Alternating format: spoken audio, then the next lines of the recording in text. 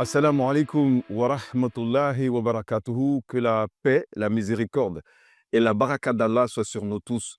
Nous tous à nouveau rassemblés pour partager cette sagesse incarnée dans cette noble religion qu'est l'islam. Sagesse que nous retrouverons dans divers sujets que nous traiterons tout au long de chaque édition de cette émission que nous espérons être la préférée de celles et ceux qui prêtent attention au programme de votre télévision préférée chaque fois que nous y sommes. Merci donc d'en faire une véritable promotion. Aujourd'hui, loin des clichés, nous allons explorer la véritable essence du mot charia, ses fondements dans le Coran, le Saint-Coran, et la tradition prophétique, la Sunna. Je vais m'y mettre avec mes invités, deux invités. Je vais commencer par la dame à ma droite, Sheikha Salami Adarat. Salam alaikum wa rahmatullah wa barakatuh. Wa alaykum salam wa rahmatullahi wa barakatuh. Juste en face de vous, cher Sidi Farid. Salam alaikum wa rahmatullah wa barakatuh. Alaykoum salam wa rahmatullahi wa barakatuh. Comment allez-vous, cher Sidi? Je vais très bien, Je alhamdoulilah. suis très heureux de vous retrouver sur le plateau. C'est le même plaisir que j'aurai avec ceux qui passeront ici après vous et qui partagent la même passion de transmission des valeurs incarnées dans cette noble religion qu'est l'islam, que nous voulons en partage dans cette émission. Est-ce que vous y adhérez? On a dit. Inch'Allah. Masha'Allah, tabarakallah.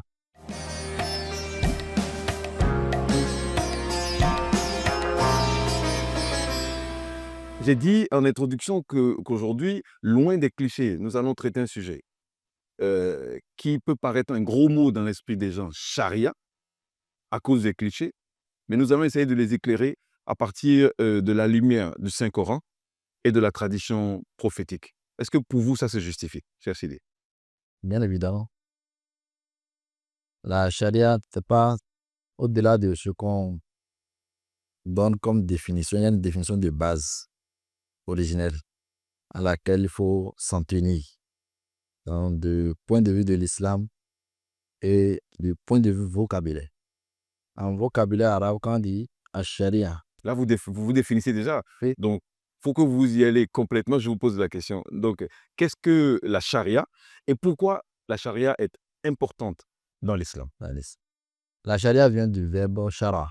Et shara, ça veut dire légiférer. Légiférer. Et quand on légifère, ça devient une loi. Oui. Donc, c'est l'ensemble des lois, des principes à respecter dans la vie du musulman. C'est la voie à suivre également. Quand on dit charia, en arabe, ça veut dire tariqa. Tariqa qui veut dire voie, chemin. Et c'est le chemin qui mène vers la volonté divine. D'accord. Il y a la loi et la voie. C'est ça. Oui. La voie qui est éclairée par la lumière de la loi, De la loi, des principes moraux principes moraux et juridiques. et juridiques contenus dans la charia. Charia. Ok, mais pourquoi c'est important dans l'islam et d'ailleurs pour tous les musulmans? Son importance, c'est par rapport à l'épanouissement de l'être humain ici-bas. C'est Dieu qui nous a créés. Et c'est lui qui sait ce qu'il faut adopter, le mode de vie qu'il faut adopter pour pouvoir être épanoui. C'est l'importance même ça. Il faut être épanoui ici-bas comme dans l'au-delà et vouer toute sa vie à la volonté divine. Et c'est le charia qui facilite ce travail-là. Donc, la volonté divine exprimée dans la charia justifie-t-elle la rigidité de ces principes que nous allons évoquer tout au long de cette émission? La charia n'est pas rigide. D'accord. Donc, je parlais de clichés. C'est l'un des clichés, par exemple, Voilà. n'est-ce pas? C'est ça qu'il faut enlever de la tête. La charia est faite en sorte que ça soit facile à pratiquer par l'être humain. C'est pourquoi elle est contextualisée. Elle n'est pas pareille. Elle est flexible selon le milieu dans lequel l'on vit. Bien, vous faites bien de parler du milieu dans lequel l'homme vit parce que j'allais vous demander, est-ce que la charia est la même dans tous les pays musulmans? Elle est la même, mais c'est l'interprétation et la pratique qui diffèrent. Sinon, c'est la même. On parle par exemple du mode d'habillement. Ce n'est pas forcément tel que je suis habillé. L'essentiel, c'est de couvrir la nudité par divers moyens. Il y en a qui peuvent s'habiller en mode moderne, en jean et en chemise. L'essentiel, c'est que sa nudité soit couverte. Si l'objectif est atteint, on est en train de pratiquer la charia comme ça. Donc, ça dépend de chaque milieu. D'accord. Donc, ce n'est pas une seule et même expression de la charia selon qu'on soit au Bénin ou au Nigeria, mais il faut contextualiser selon qu'on est dans un pays laïque Voilà. ou musulman. Musulman. C'est bien ça. Et c'est là qu'on fait appel à la rigidité. D'accord. Expliquez. Quand il y a une forte popularité Oui. musulmane, il faut être rigide. Il ne faut pas amener les gens au laisser aller. Maintenant, quand on est dans un pays avec une forte minorité musulmane, là, il faut alléger, il faut être souple pour que les gens puissent être appelés, ça dit que l'islam soit facile dans l'adhésion pour les gens. Il ne faut pas que ça soit difficile, compliqué à pratiquer, pendant que la vie même est déjà compliquée, puisqu'on ne sommes pas dans un milieu purement islamique. C'est ça. Cher Salami, c'est l'occasion pour moi de vous renouveler encore mes remerciements, de vous avoir avec nous, avec la même disponibilité, surtout le même sourire quand il est question de l'islam. Nous parlons de la charia. Quelles sont les règles de la charia que les musulmans suivent au quotidien? Alhamdulillah, التي به تتم الصالحات والصلاة والسلام على رسول الله وعلى آله وصحبه وسلم. Amma ba'd. Louange à Allah subhanahu wa ta'ala, celui qui nous a encore permis d'être là ce matin, et que sa paix et sa bénédiction soient sur le sceau des prophètes, le prophète Mohammed sallallahu alayhi wa sallam. Et le Coran, Allah subhanahu wa ta'ala nous dit dans le Coran, Summa ja'alnaka ala shari'atin min al-amr, fattabi'aha, wa la tattabi' ahwa allazina la ya'lamun. Allah nous dit dans le Coran que nous t'avons mis sur une voie. Et cette voie, tu dois la suivre. Tu ne dois pas suivre les passions. Donc, c'est dans ce sens que la charia est une voie, mais reposée sur déjà le Coran, sur les pratiques prophétiques, sur le consensus des savants et sur aussi la maslaha, c'est-à-dire ce qui profite à la communauté. Ce qui est dans l'intérêt de la communauté. Voilà, ce qui est dans l'intérêt de la communauté. Donc, déjà tous les jours, les musulmans, par rapport à la recommandation divine, doivent prier 5 fois par jour. Obligatoirement. Obligatoirement. Donc, cela nous rappelle déjà les cinq piliers de l'islam.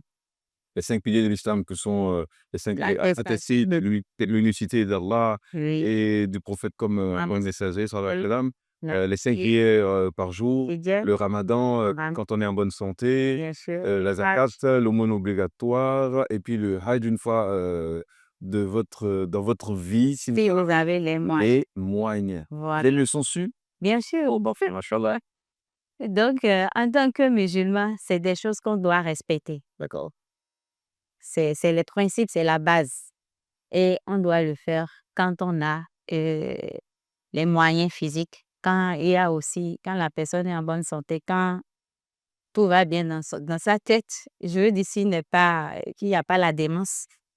Si déjà aussi, ce n'est pas un enfant, c'est quelqu'un qui a déjà l'âge de puberté en islam. Donc, voilà.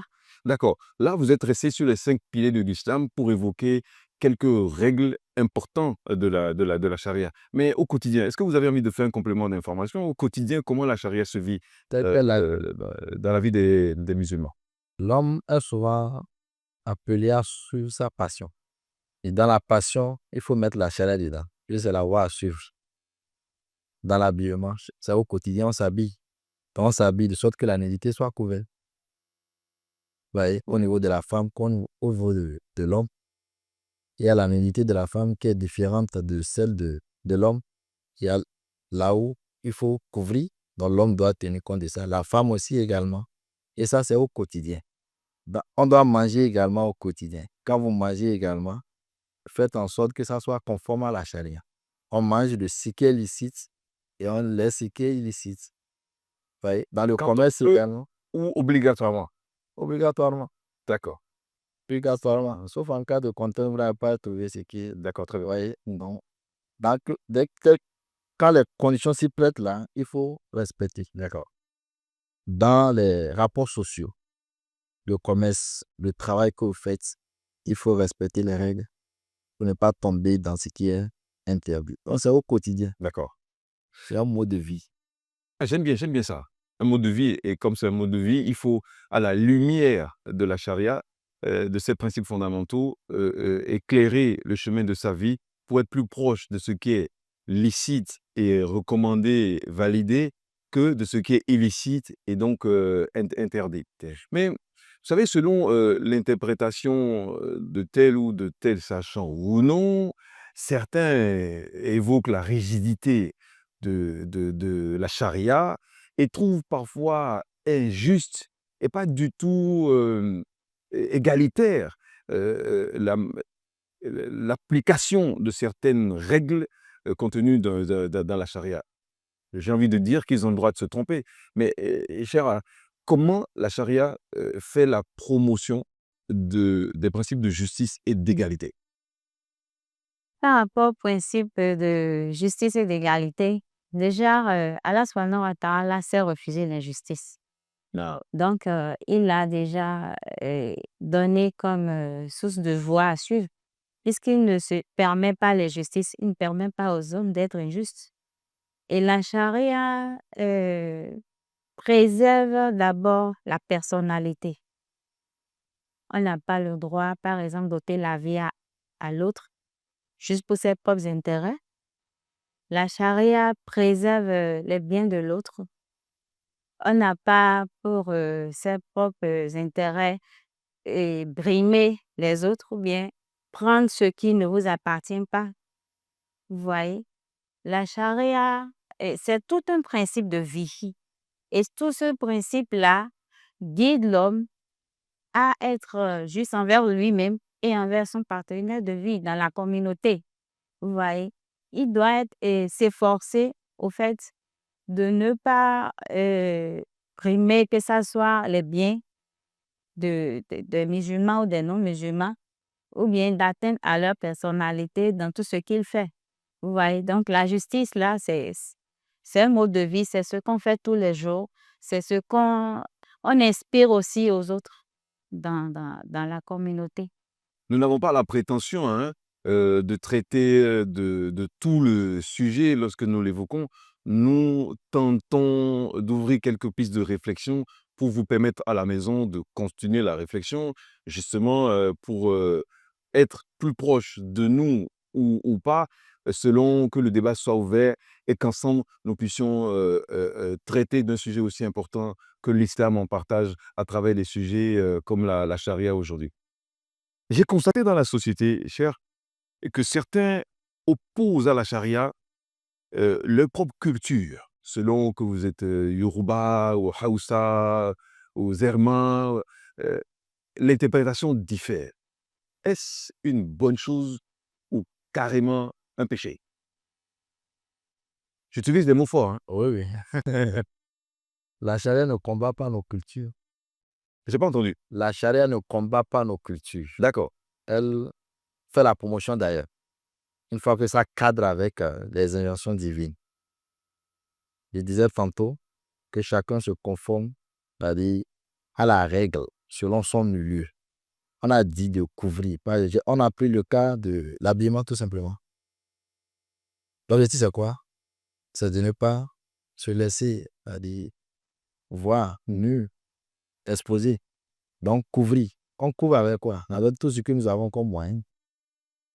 À l'époque du prophète, ce n'est pas ce qu'on voit aujourd'hui qui était. Donc ça change au fil du temps. L'habillement des Arabes aujourd'hui, ce n'est pas ça que le prophète sallallahu alayhi wa sallam faisait à l'époque. Donc, avec l'évolution du monde, tout évolue, les tissus, on découvre ça, les habits également. Donc, chaque milieu, chaque ethnie a sa culture. Donc, dans sa culture, il faut davantage la pratiquer, mais tout en respectant ce que dit la charia. Donc, quand une culture va à l'encontre de la charia, on l'abandonne et on prend autre chose pour pouvoir remplacer. Est-ce qu'il en est de même pour les autres croyances? D'accord?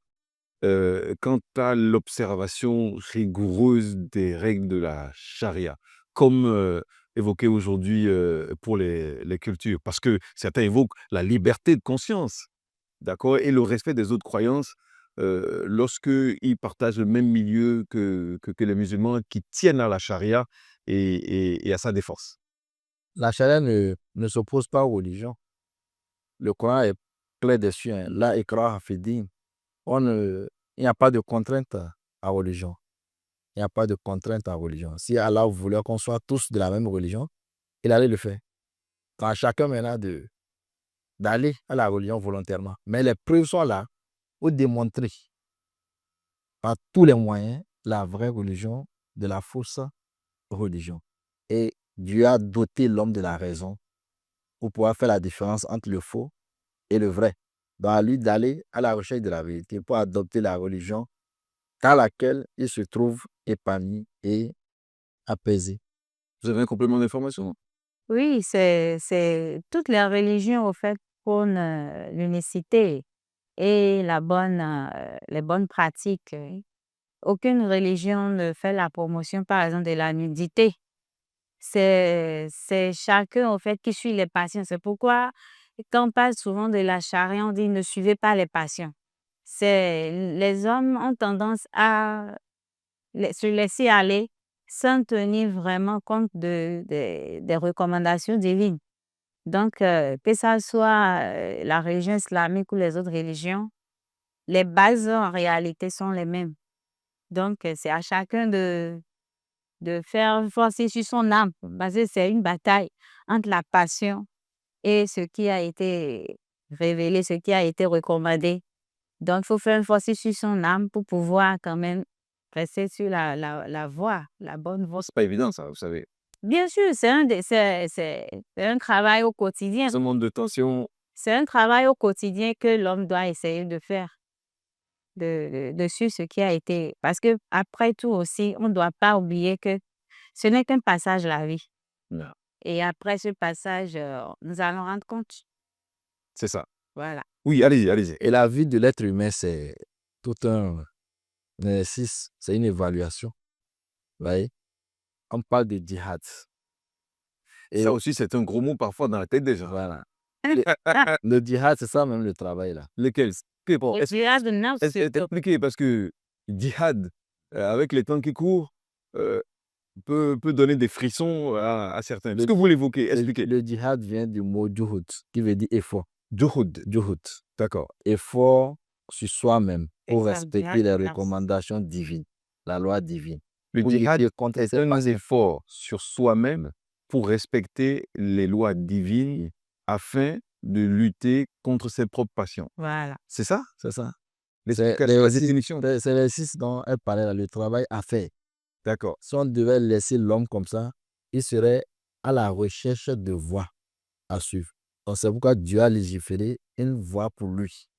Maintenant, si sa passion l'amenait à aller contre cette voie que Dieu a tracée pour lui, il doit faire un effort sur lui-même pour délaisser sa passion, pour suivre ce que Dieu lui a imposé comme voie à suivre. Masha'Allah, c'est vrai. Et c'est ça qu'on appelle djihad de nafs. C'est le D'accord. mot djihad là, ça. Effort qu'on fait là, pour aller contre soi là. J'ai envie de prendre l'alcool, je fais l'effort de m'empêcher de prendre ça. Voilà. J'ai envie de fumer, je fais l'effort de m'empêcher de prendre ça. Voilà, tout ça là, c'est pas bon, c'est nuisible à la santé. D'accord. C'est l'effort là qu'on appelle djihad, c'est pas autre chose. D'accord. Parfait. Vous savez, il y a beaucoup d'enfants qui nous suivent, beaucoup d'enfants musulmans, hein, et non musulmans, c'est vrai, mais je veux m'adresser aux enfants musulmans qui nous suivent à la télévision et qui sont pour nous très, très importants. Nous traitons du sujet de la charia.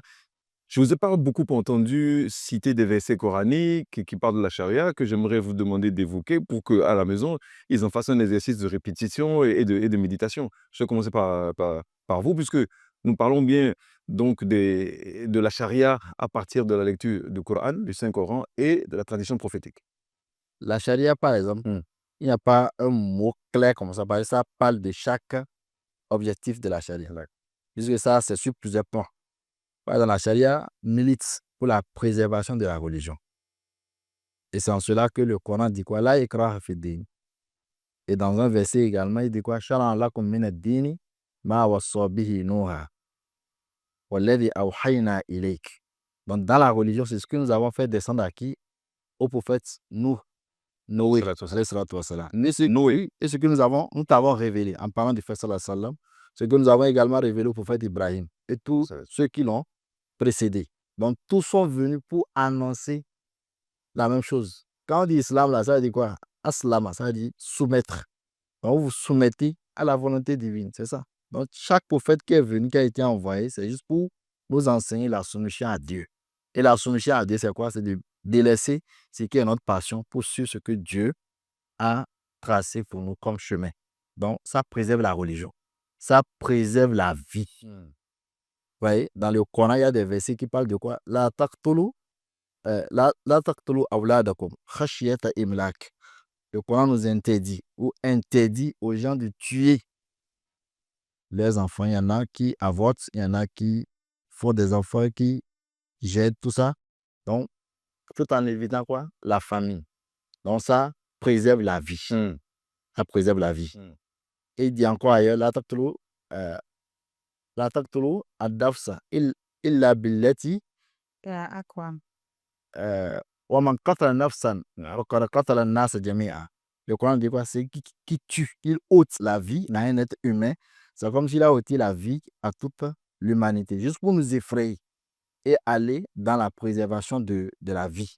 Il y a des sentences également. Quand on ôte la vie à quelqu'un, vous avez comme châtiment, comme sentence, qu'on vous ôte aussi votre vie. Ou au contraire, vous allez payer le prix du sang. Ça se voit que c'est votre sujet. J'ai fait exprès de vous demander de citer ces... C'est pour dire quoi, il n'y a pas un verset typique. Non, je me disais... Ça englobe tous les domaines, quoi. C'est Et j'en viens, c'est pas fini. Ouais, non. D'accord. Non, mais c'est suffisamment de points pour que justement, comme les jeunes dont je parlais puissent ouvrir le Coran et les lire, lire ces versets coraniques et puissent méditer ces paroles puissantes et parfaites d'Allah subhanahu wa ta'ala. Si on avait le temps, j'allais même vous demander de partager avec nous quelques récits de l'histoire du prophète qui a appliqué dans la justice et l'égalité la charia. Vous avez un exemple? Moi, j'allais dire un seul mot. Un seul mot. Le prophète, oui, dans la partie prophète. D'accord, ok. Le prophète Mohammed sallallahu alayhi wa sallam, la yu'min ahadukum hatta yuhibbu li akhihi ma yuhibbu li nafsihi. Si seulement on pouvait respecter ça, je pense que l'humanité serait en paix. D'accord. Le prophète sallallahu alayhi wa sallam dit, vous n'êtes pas croyant tant que vous n'aimez pas pour votre prochain ce que vous aimez pour vous-même. Ah, Inch'Allah. Donc, c'est l'amour absolu pour soi et pour son prochain. Vous n'êtes pas croyant tant que vous n'aimez pas pour vous-même.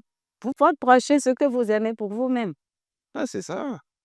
C'est ça. C'est ça. Aime ton prochain comme toi-même. Bien sûr. C'est bien ça. Tout comme l'adage qui dit, Oui. ce que tu ne voudrais pas qu'on te fasse là, ne fais pas ça pour l'autre. Bien. Donc, c'est l'amour du prochain, c'est le respect du prochain, c'est le bien dans tout son sens. Et tout ça est contenu dans la charia. Oui, puisqu'on a parlé du Coran, on a parlé de la Sunna, on a parlé du consensus. Donc, c'est tout un ensemble. D'accord. Alors, malgré tout ça, il y a quand même quelques points d'opposition qui subsistent dans l'interprétation. Parfois, à cause de certains musulmans qui ont du mal à transmettre le message. Donnez-nous un conseil, un ou deux conseils pour permettre aux musulmans de bonne foi de promouvoir la charia dans ce que la charia contient de valeurs et de sagesse. Il revient juste à chacun de passer le message. Lequel? Le message de l'islam, c'est ce que l'islam recommande de faire, c'est ce que l'islam interdit. Mais pas jouer aux gendarmes. Ah, c'est ça. Pas jouer aux gendarmes. Ni chez soi, ni dehors. Hein? Ma alayka illa al-balag. C'est ce que le Coran dit au Prophète sallallahu alayhi wa sallam. Tu n'as pour devoir que d'annoncer et de transmettre. Le reste là, ce n'est pas ton problème. Bah, hey, si votre épouse ne prie pas, alors que la charia lui impose de prier, et vous devez à ce qu'elle prie, et qu'elle ne prie pas, et qu'on vous recommande de divorcer de cette femme, vous faites quoi? Vous divorcez parce que c'est dit, ou vous transmettez et vous confiez le reste à Dieu? Ça, c'est encore un sujet très important pour la charia. Et ma femme prie ou pas, Oui. j'ai le choix quoi, D'accord. de la maintenir Oui. ou de faire bon choix. D'accord. Cela me permet de marier une femme qui est musulmane ou pas.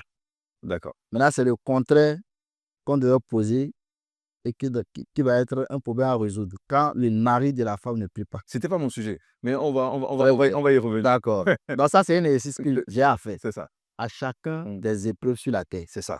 Donc votre épouse peut être votre épreuve. C'est ça. Vos enfants peuvent être votre épreuve sur terre. Donc, D'ailleurs, Dieu l'a même dit dans le Coran. voilà. Non. Donc, c'est à vous de faire l'effort pour pouvoir réussir cette épreuve-là. Et c'est en amadouant, en appelant la personne gentiment. Et tous les moyens, le Coran nous enseigne cela. Et la dawa, ça se fait comme ça. Non. Vous voyez, porte à porte, bouche à oreille, gentiment. Là où il faut être un peu dur, il faut être dur. Votre mari, pas votre mari, un proche à vous, Un mari, d'accord, consomme l'illicite et dans un chemin un peu compliqué pour le modèle qu'il espère être pour ses enfants. Vous quittez ou vous restez? ben, je pense que c'est la même réponse tout à l'heure. Je sais, c'était une colle que je vous faisais. Voilà, donc, Si s'il est musulman, oui. c'est différent que s'il n'est pas musulman. Parce que déjà, il n'est pas permis à une femme musulmane de prendre un homme musulman. C'est ça. Parce que, vous savez, c'est l'homme qui a l'autorité dans la famille et il faut vraiment que... Ça aussi, c'est un autre sujet qu'on va Oui, c'est un sujet. D'accord, ok. Donc, si c'est un musulman qui ne respecte pas ce qu'il faut, bon, on peut le faire par la prière. Pas la prière. Voilà une piste. On peut le Continuez faire par la également. prière. C'est ça. Et si ça ne marche pas, les bons conseils, C'est ça. voir des érudits qui peuvent le conseiller. Si ça ne marche pas, si toutes les voies de résoudre ce problème ne marchent pas, alors qu'il doit être un modèle pour les enfants, je pense qu'on peut finalement arriver au divorce. Nous espérons vraiment que grâce à Dieu Le divorce, c'est une permission, mais C'est le dernier recours, en fait. voilà, c'est le dernier. le divorce, c'est aussi un autre sujet dont on va parler. Nous espérons vraiment que votre appréciation, votre interprétation de la charia a changé un tout petit peu à la lumière C'est de juste ces l'ensemble de règles. On a juste effleuré le sujet, espérant que chez vous, la discussion se poursuit. En attendant qu'on se retrouve sur ce même plateau au cours d'une autre édition de l'émission L'Islam en partage que j'ai eu le plaisir de présenter aujourd'hui avec à mes côtés cher Sidi, prédicateur, d'accord, et Cheikha Salami, prédicatrice également. Des femmes, il y en a qui le font et vraiment félicitations et qu'Allah vous récompense. Amin. Merci à vous d'être restés avec nous jusqu'au bout. Qu'Allah vous bénisse. Assalamu alaikum wa rahmatullahi wa barakatuhu. Wa alaykum salam wa rahmatullahi wa barakatuh.